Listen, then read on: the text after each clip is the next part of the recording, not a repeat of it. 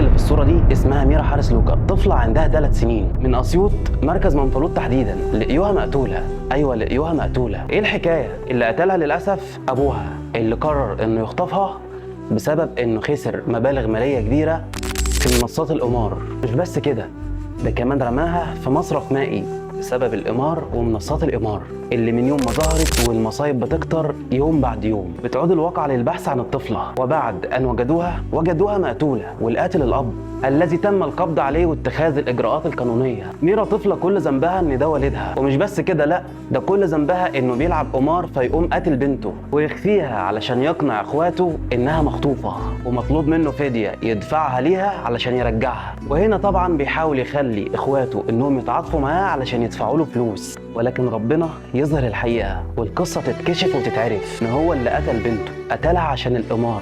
متخيلين احنا وصلنا فين وبقينا ازاي؟ وصلنا لحتة بعيدة قوي لدرجة اننا بقينا نستسهل قتل النفس. وكل ده ليه؟ علشان منصة بتغريك بشوية فلوس، وازاي تطمعك في فلوسها اللي بتخليك اعمى مش شايف حاجة، شايف انت بتعمل ايه وممكن توصل لايه. لسه مش مدركين خطورة تطبيقات القمار الالكتروني.